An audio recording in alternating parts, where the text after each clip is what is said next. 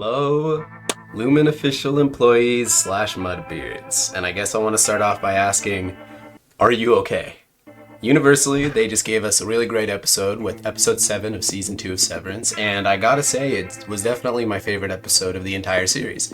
I think from this point forward, if I ever had to show anyone a prime example of what Severance is all about, it would be this episode. Primarily because of its confusing aspects, its emotional tethers, its great character development, and its ominous storytelling.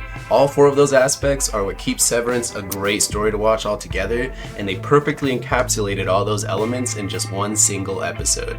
And I will not go any further into praising the episode without first giving major props to Jessica Lee Gagne. I am so sorry if I mispronounced that.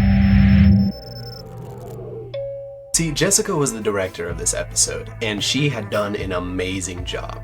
I really liked looking in the behind the scenes and seeing an interview she did with Esquire where she broke down how she did some of the episode, and believe it or not, that shot transitioning from MDR to the other version down below wasn't CGI. The article goes as follows.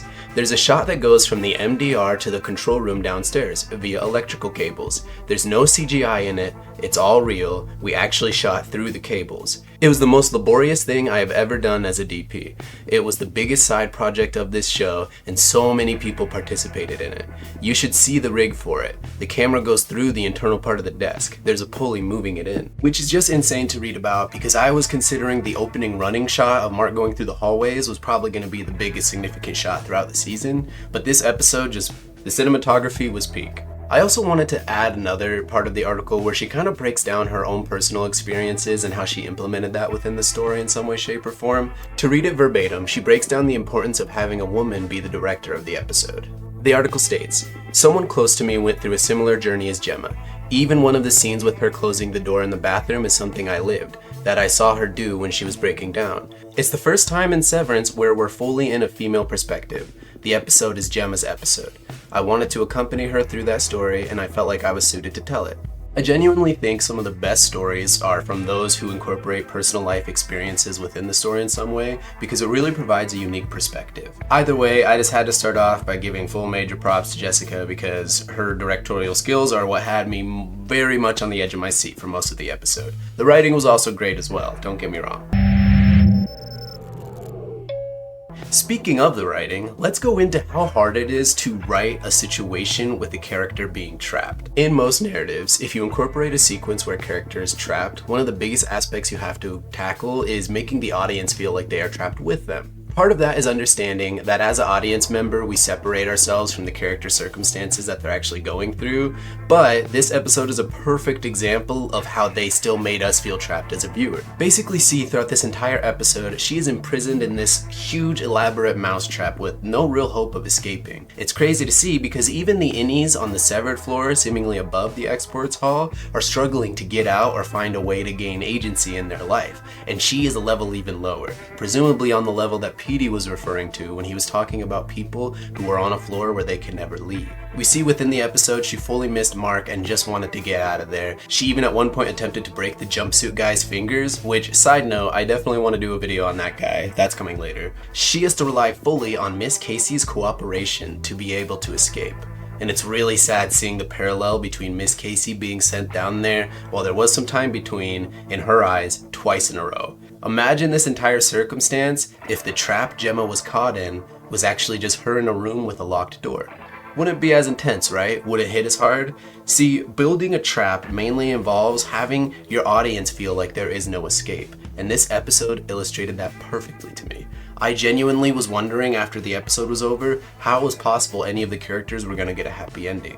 I couldn't fathom the idea that any of them would actually get out of this situation. Lumen is such a large entity. Multiple establishments across the world. They have access to resources and advanced technology that, while maybe pretty common in the Severance world, as far as we know is pretty high up there on the technology tier list. We also know that they have tapped into the political realm of the world, and they also have the capabilities of faking someone's death altogether. With all the different ways they are involved in the outside world in Severance, it doesn't seem too surprising that Gemma would somehow get involved with them in the first place, which this episode did illustrate seemingly that she was the reason Lumen got involved with both Mark and her. It seems the success she had in her career had piqued Lumon's interest and got them interested in her. We see that the cards she was developing for the Shikai Bardo was actually the same card that Dylan had taken out back in season 1. Now, she is well versed in the psychological field. Perhaps Lumon saw her talents and wanted to incorporate that to see if they could use her mind to successfully complete whatever goal they're trying to accomplish. And if this goal did include something involving the subliminal or the subconscious, it would make sense why they'd want her around. But let's cut back to the Shikai Bardo. She referenced that this could also mean ego death. In this whole episode, I was wondering if this would mainly talk about her ego death, but it's very obvious she was talking about Mark's. We even see in the final shots of this episode the moment of his actual ego death. See, while nobody's perfect in this world, we do see that their imperfect relationship did have a tragic end. And this tragic ending has made Mark very closed off and very reserved, which inadvertently has led to him neglecting some of the aspects of him and Gemma's relationship as a whole. We see even last season when he's putting the pieces of her picture back together, it's almost like he's remembering how much he actually did love his wife. Cutting himself off from those emotions was the worst way to heal, and the best way to start healing was to kill his ego. If you watch this episode from a perspective that Mark was experiencing and saw everything that Gemma had gone through, it really does hit on a whole different level. The amount of responsibility he must feel, despite the fact that it really isn't his fault, would be crippling for anyone, I feel. But at the end of the day, with all these aspects in mind, it does beg the question, is there really any escape from Lumon? We see that outside of Lumon, they already hold a lot of power, just socially. Now look at the people that work within Lumon. Most of them that are even a part of the top tier usually are fighting to maintain their position and are easily replaceable. Milchick's doing everything he can to keep his job. I wish he was a little bit nicer about it, and he makes it really hard to root for him as a character sometimes, especially with that Miss Casey scene. But again, he's someone who's still fighting for everything he can do and still isn't being treated necessarily right. Then you cut to the severed, innies and outies. There's obviously a lot of problems there just in regards to their own agency and their own personal freedoms. Each level of Lumon deeper you go, it gets worse and worse. This prison gets tougher and tougher to escape. Now you cut to Gemma and everything she's dealing with. We see in this episode there was a lot of methods she used to try to escape, and there's really not much she can't. Now yes, you could root for Mark and potentially his friends to be able to bust down there and free her and anyone else that might be trapped down there, but then you have another layer of Lumon to deal with, like just getting out of the building in general. We see that physically they're not going to be really able to stop most of the people in there. Maybe if one of those people are out of their element and on their own, like Grainer was, they could. It's obvious there will be no fighting their way out of this situation within the series. Let alone the fact that we also see another layer of the MDR team / a bunch of doppelgangers. I'll touch on that in my next video. It just proves to us that there are so many aspects to this corporation that we just still have no idea about. There could even be people in worse situations than Gemma. My personal opinion, after the end of episode 7, I couldn't see how there would be. Especially seeing Gemma and the utter defeat she felt at the end of the episode, it was heartbreaking. But after discussing it a little bit on the live stream I had, I realized there is one aspect that they've been cluing at since the very beginning of the series. And that's the people. Fuck you, Lumon!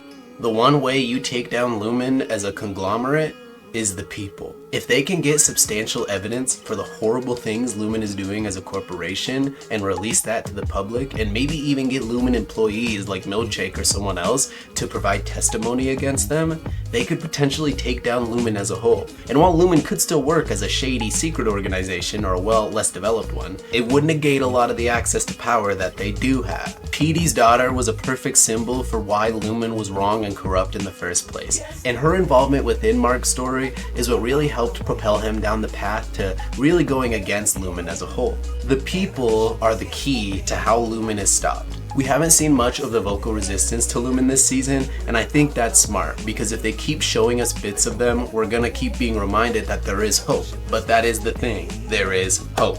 Our only hope now in Severance, with all these different aspects, is that the people rise up and shut down Lumon for good.